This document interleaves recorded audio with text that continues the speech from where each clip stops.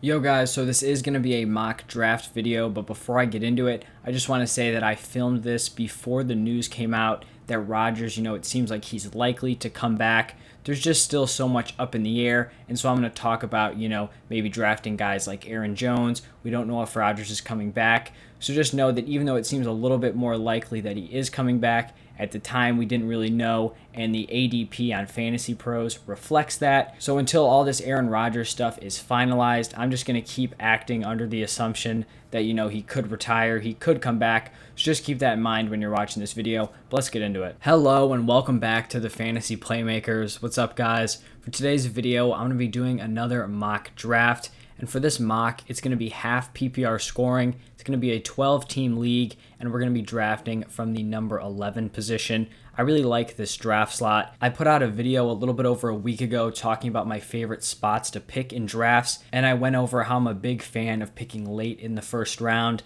And then for this draft, the roster is going to be pretty standard. 1 quarterback, 2 running backs, 2 wide receivers, a tight end, 1 flex, and then 6 bench slots. If you guys watch this video and you enjoy the content, please just leave a like and subscribe to the channel. And then also let me know your thoughts down below. All right, so here we are up at the 111. In the first round, we saw McCaffrey, Cook, Derrick Henry, Kamara, Barkley, and Taylor come off with the first 6 picks, all running backs, pretty standard. Travis Kelce going at the 107, and then Zeke and Chubb going back-to-back at the 108 and 109. Followed by Tyreek Hill at the 110. So now it is our pick here, and a lot of running backs did come off the board, but I still think we're going to have some decent options at the position. I definitely want to be looking at running backs early and often. My first round pick is almost always going to be a running back, basically 100% of the time, unless somehow, like the first 10, 11 picks of a draft are RBs, and I'm at like the 112 or something. Very rare scenario where you would see me not go running back. But looking at the guys that are available, it's Aaron Jones, Austin Eckler. I think those are kind of the 2 clear top options. And right now, I just don't feel comfortable going with Aaron Jones, not knowing what's going to happen with Aaron Rodgers. So in my mind, Austin Eckler is the pretty clear pick here. He has a ton of upside while also having a pretty safe floor. He's going to be super involved in the receiving game, and if he can get a large majority of those carries and some red zone work, he could be a guy who has some serious, top 3 running back potential. So I feel really good with him being my RB1, especially late in the first round. After our Austin Eckler pick, the team after us had back-to-back selections at the 112 and the 201, and they went with Stephon Diggs and Najee Harris. That's a little bit unfortunate, because I was looking at Stephon Diggs as a wide receiver option for our pick here at the 202, but now it's time to refocus. So definitely not quarterback this early. Still too early for that second group of tier 1 tight ends. Waller and George Kittle, would much rather have them in the early to mid 3rd round. Looking at wide receiver, Devontae Adams is currently the best guy, ranked on Fantasy Pros, and he's obviously a great fantasy option, but similar with Aaron Jones, I don't feel super comfortable taking him this early when we don't know the Aaron Rodgers situation. If Aaron Rodgers was back, he would be a mid-first round pick in my eyes, but then we're looking at Calvin Ridley, DeAndre Hopkins, and I just don't love the value there at the beginning of the 2nd round. So we're back on the running backs. Aaron Jones is still there. We've got Antonio Gibson, Joe Mixon. I think with this pick, I'm going to go with Aaron Jones. I talked about in the first round how I didn't love picking him without knowing what's going to happen with Rodgers.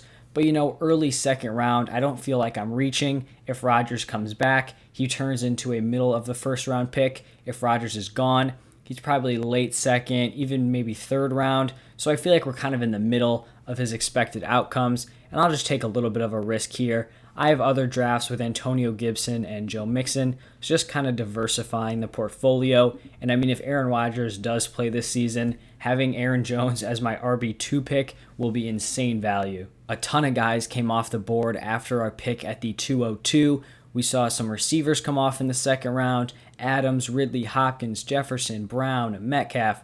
Patrick Mahomes actually went in the 2nd round too, which is crazy in my mind. And then some running backs also. Gibson, Mixon, CEH, and then in the 3rd round, a pretty heavy mix of every position except for quarterback.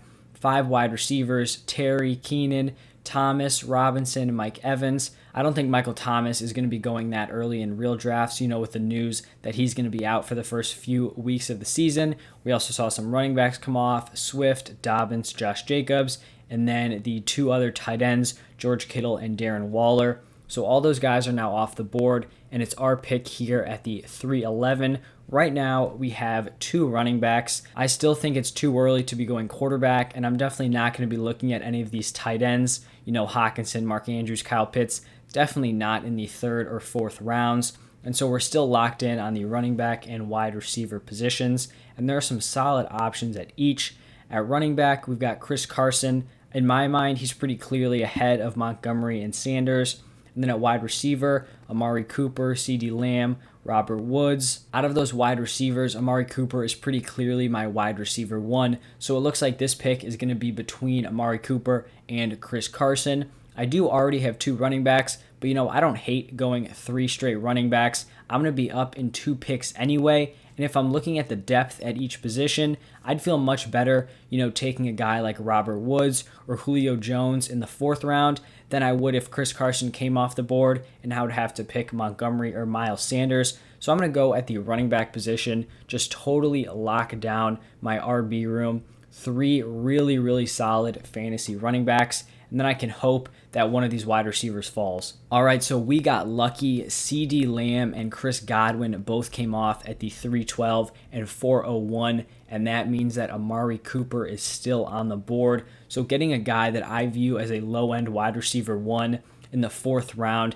is just way too good to pass up. We need a wide receiver, and so in my mind, this is a pretty clear pick. I do also really like Robert Woods and Julio, but I just think Amari Cooper is set for a huge season in this Cowboys offense with Dak Prescott back, so he's going to be our 4th round pick. Rounds 4 and 5 were mixed with just a ton of wide receivers and running backs, with 1 quarterback thrown in there, Josh Allen, and so now it is our pick at the 511. We currently have 3 running backs with Austin Eckler, Aaron Jones, and Chris Carson, and 1 wide receiver with Amari Cooper, so we probably don't want to be going running back with this pick unless we see a really solid value. And the guys on the board right now, Chase Edmonds, Javonte Williams, Raheem Mostert, none of those guys are standing out as really solid 5th round picks. We could be looking at tight end at the end of the 5th round here. Hockenson, Andrews, and Pitts are all still on the board. We could also look quarterback, Kyler, Lamar Jackson, Dak, all those guys are still up. Wide receivers also a position of need.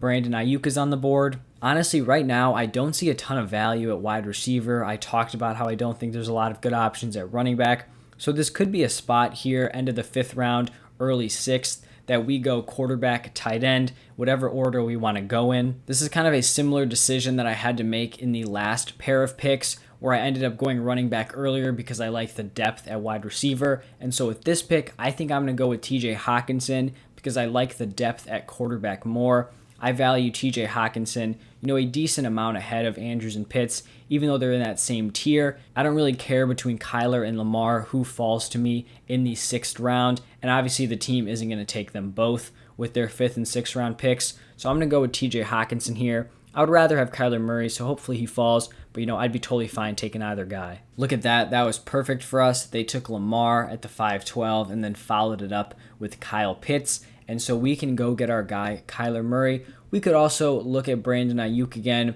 I'm just not a huge fan of him this year. I think he's a really talented receiver, but I just don't know if he's going to be able to get a big enough workload on this team that already has George Kittle and Deebo Samuel. And also, if Trey Lance takes over at quarterback, I don't really think that's ideal for the pass catchers. So I'm going to lock up Kyler Murray here. We're almost going to have our entire lineup filled up, and that's just going to give us a really high upside team. I ranked Kyler Murray as my number 2 quarterback. He put up a very impressive season last year, and when you just look at the games before he had his shoulder injury, the man was just lighting it up, and it was only his sophomore season. Crazy rushing upside, over 800 rushing yards, 11 touchdowns, almost threw for 4,000 yards. So I'm totally confident buying into Kyler this year. After we picked Kyler Murray at the 602, we saw a ton of tight ends come off the board. It seems like these guys just started kind of panicking. So normally you see Hockenson, Pitts, and Andrews kind of all go in that same range. But then in the 6th round, we saw Fant, Gesicki, Goddard, Higbee all come off. I think that is way too early for all of those guys. And then in the 7th round, we also saw some quarterbacks, Tannehill, Herbert, Brady, Rodgers, not a ton of running backs going off in this range, and then a decent amount of wide receivers. So it's our pick at the 7-11. We currently only have one wide receiver slot open in our starting lineup. The rest is filled up, and then all our bench slots are available. With this pick, I'm totally locked in on running back and wide receiver. I already have a quarterback and tight end that I feel very confident in, so I'd either be going for my 4th running back or getting my 2nd wide receiver. It would probably be ideal to have some value at the wide receiver position so I could go back to back in the 7th and 8th rounds. But really, I'm just not a huge fan of all these guys that are available. Boyd, Deebo Samuel, Jerry Jeudy. I do like Brandon Cooks and Will Fuller, Curtis Samuel, those guys, but just none of those guys are really flashing out as people I need. I do kind of like Raheem Mostert at running back, but he would be the 4th guy, and I'm wondering if I could wait, maybe 2 or 3 rounds to get some of these guys like Trey Sermon, maybe a David Johnson that I'd be comfortable with as a 4th RB. I think I'm going to be going back to back with wide receivers, but I think I need to go out and get guys that have a decent amount of ceiling because they're going to need to be starters in my lineup, and I just would not feel great about having guys like Boyd or Deebo or Jerry Jeudy in my starting lineup. So I'd definitely be more looking at players like Cooks, Fuller, Samuel, even Antonio Brown, who's kind of way down that list, but I think he should be much higher. So with this pick, I think I'm going to go with Curtis Samuel. Overall, if I'm being honest, I don't really like the value anywhere at this pick, but I'm okay taking a shot on Curtis Samuel. I think he has a lot of tools, and if he's used properly, he could be a very valuable fantasy asset this year. There's obviously a lot of uncertainty because he's going into a new offense. We don't know how exactly he's going to be utilized, but he put up some really solid numbers last season, operating on a Panthers team basically as the wide receiver 3. So now he's going to the Washington football team. He's going to be the number 2. Hopefully they use him in a lot of running opportunities. That's where he really has that upside. And then we also saw Ron Rivera really like to use him down the field. That could be a great connection with Ryan Fitzpatrick. And so I'm going to take a shot on Curtis Samuel, go for that upside, and hope he can be a solid starter in my lineup. Unsurprisingly, after we picked Samuel, the team after us went back-to-back running backs, Melvin Gordon and Raheem Mostert. They only had Najee Harris up to that point, so that makes sense for them. And so now we are up in the 8th round. Our entire starting lineup is filled out. We have 1 quarterback, 1 tight end, 3 running backs, and 2 wide receivers. We probably want to go back to the well on wide receiver here. And I already talked about some of the guys that I liked. Cooks, Fuller, AB. I think Antonio Brown is the pick here. I know Fantasy Pros doesn't have him ranked highly. They're not a huge fan of him, but I am buying in. This Buccaneers offense is just going to be insane this season. And Antonio Brown did not just turn into some scrub over the past 2 seasons. I mean, look at the stats he's put up in his career. I mean, this is a guy who was constantly over like 1,200 yards. You could just bank on it. And I know he's not going to get that kind of work with the Bucs. He's slotted in as the wide receiver 3, but he's still going to be a very solid volume option. Even last season in 8 games, almost went for 500 yards, was getting a lot of targets, decent amount of touchdowns, and I just think he's going to thrive with a full offseason. So I'm fine with him, being a wide receiver 3 on my roster. To finish up the 8th round and the majority of the 9th round, we saw a super heavy, running back and wide receiver combination with only 2 quarterbacks in between, no tight ends. We saw Hurts and Stafford come off the board. And so we are up with our 9th round pick, and we could be going running back or wide receiver, really wherever I see the value. Looking at the running backs available, this is kind of a tough call. There's a lot of guys that I could go with here. Kenyon Drake, I think, could have some value on a week-to-week basis in certain matchups with the Raiders. They didn't pay him all that money to just sit on the bench and be Josh Jacobs' backup. He's definitely going to be involved. He's probably going to be getting some work out of the slot, getting some carries, kind of eating into Josh Jacobs' work. Almost a similar role to what I think Jamal Williams will have with the Lions. You also see Williams is available. And then I could go with a handcuff in A.J. Dillon because we do have Aaron Jones. That wouldn't be a terrible call, But if Aaron Rodgers did leave, then I mean that would kind of just like deplete both of their values. We've also got Devin Singletary, who has a chance to lead his backfield. Even though I don't love the player, I do think he's going very, very low. You know what? I'm already feeling super solid with my top 3 RBs, Eckler, Jones, and Carson. I may just kind of want to get a security blanket with that A.J. Dillon handcuff. If Aaron Jones does go down, A.J. Dillon is going to pick up a huge workload, whether or not Aaron Rodgers is with the team. So I'll go with him. And I do think A.J. Dillon is going to have a decent amount of work, even when Aaron Jones is in the lineup, kind of similar to what Jamal Williams has done in the last couple of years. Obviously more run-focused and less in the passing game, but same kind of thing. 2 more running backs came off the board after A.J. Dillon was picked, Gus Edwards and Kenyon Drake, which leads us into our selection at the 10:02. Probably don't want to go running back again. I didn't think any of those players really stood out, so I don't want to kind of double down on a pick that doesn't seem to have a lot of value. Still not looking at quarterback or tight end. Wide receiver is probably the play here. We're kind of in this range of guys like Corey Davis, Mike Williams, Michael Gallup. You could make an argument that all these guys could have value, but I think I'd much rather go for some of these guys that are a little bit lower ranked, maybe a T.Y. Hilton, a Darnell Mooney, Cole Beasley, players that have higher upside or more established floors. When I'm looking at my wide receiver room, it's definitely my weakest point in this lineup. Amari Cooper, Curtis Samuel, and Antonio Brown. Curtis Samuel and AB aren't 100% sure things, so I think I may want to go out and get a guy who's very safe. I know exactly what I'm going to get out of him, and I think you guys know who I'm talking about. It is Cole Beasley. He's going way too low in my opinion. If you look at his finishes, this is in total points. I like to look at points per game where he's a little bit lower, if we're just being transparent. But in total points, 26th in 2020, 34th in 2019, 100 targets in both of those years. Josh Allen is a great quarterback to have behind you, but just on a week-to-week basis, you can feel confident plugging him into your lineup and him just getting at least a decent amount of points for you. After we picked Beasley, we saw a ton of RBs come off. Singletary, Pollard, Jamal Williams, Latavius Murray, Nyheim Hines, Tariq Cohen, a bunch of more guys. We also saw kind of this late-round tight end group with Gronk, Hunter Henry, and Logan Thomas, and then like 4 receivers were mixed in there. And so we have our 11th round pick up here. We have 3 more bench slots to fill up. We have 4 running backs, 4 wide receivers. So we're just going to be going wherever we see the value. Man, the running back position has absolutely fallen off. We're looking at James White, Tevin Coleman, Kenneth Gainwell, Sony Michel, Salvin Ahmed, Darrell Williams. I mean, that's some like brutal options right now. I think we've just got to hit up that wide receiver position again. The only running back that I think could really have any value for us would probably be a guy like Justin Jackson, because he is going to be backing up Austin Eckler. And I'd rather go for Justin Jackson than Joshua Kelly, because I feel like Jackson is the much more, versatile running back. If Eckler was to go down, Justin Jackson would definitely pick up that receiving game. I do not think Joshua Kelly would, but that's a pick that we could probably make in 2 or 3 rounds. So right now we want to look at the wide receiver position. A lot of the guys that I was looking at last round are still here.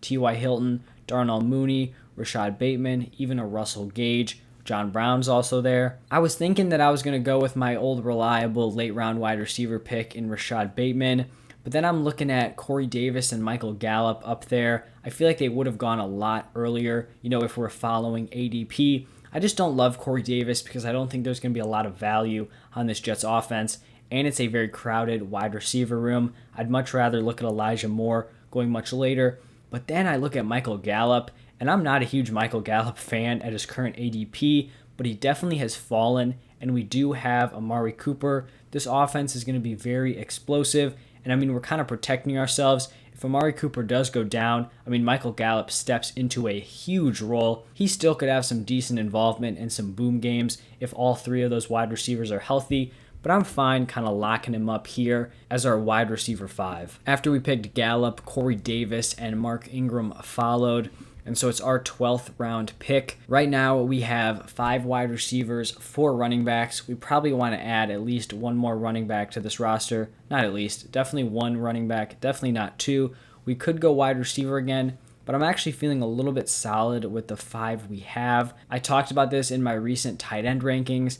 I really like going after Zach Ertz at the end of drafts. I just think he provides so much value. If I'm looking at this draft board and I'm saying who could provide, the highest value if they hit, it's got to be Zach Ertz. You could argue, one of these quarterbacks, maybe a Trevor Lawrence, but these running backs, wide receivers, a lot of them seem like long shots to hit.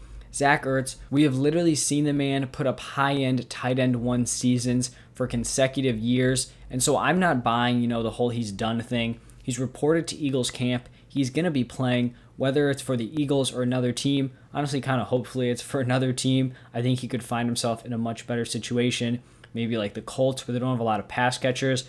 The dilemma here is, do I wait until the last round or do I snag him here? Like I mentioned at running back, I do want to get one, and Joshua Kelly would probably be that guy. I don't think he's going to be picked in between then, but it's kind of just a debate of who I think has the highest potential of being drafted. I think I'd much rather just have Zach Ertz, so I'd rather just kind of lock down that pick here and then hope my RB falls, because I definitely think he's the less valuable player. All right, so every position came off the board to finish up the 12th round and start the 13th round. So a ton of quarterbacks: Burrow, Matt Ryan, Taysom, Trevor, Wentz, Cousins. We saw some very late round tight ends in Robert Tonyan and Evan Ingram. Really not a bad shot on either of those guys. And then a mix of these kind of like late round running backs and late round wide receivers. And that leads us into our very final pick, our last bench slot. And lucky for us, the guy that I was looking at, Justin Jackson, is still available. This really isn't a guy that I think is going to have any upside unless Austin Eckler does have an injury. But just because I am so confident in our RB room of Eckler, Aaron Jones, and Chris Carson, I feel like all of those guys are going to be starting every week. There's really going to be no doubt. And if one of them goes down, we don't have to be starting another running back in the flex position, but we already have security on 2 of those guys with A.J. Dillon and now Justin Jackson. So I feel like that position is just pretty well insulated. All right, so this is our final roster. Like I say in every video, don't focus on the grade. They just grade you on how well you follow, their ADP. So when we make picks like Zach Ertz, Justin Jackson, it way hurts our grade because they're ranked much lower in their ADP, but it makes sense for our team. So let's just break down this roster overall. At quarterback, we have a high-end QB1 in Kyler Murray.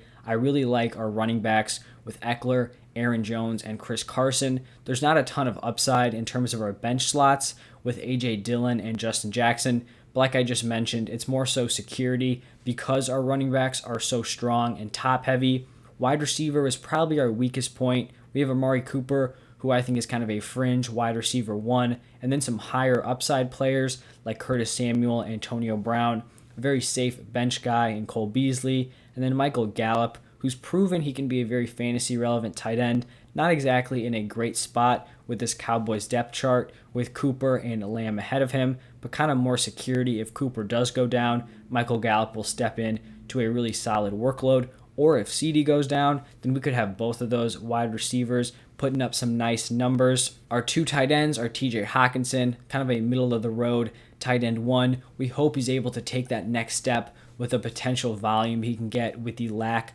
of Lions pass catchers. And then our high upside play with Zach Ertz feels solid with that position. So that's really going to wrap up this team. I think this is a pretty solid roster, especially for a 12-team league. Let me know what you guys think. Would you have made any different picks? Let me know down below. And if you enjoyed the video, please just like and subscribe. That really helps support me. But that's all I have for today. Thank you guys again, and I'll see you tomorrow.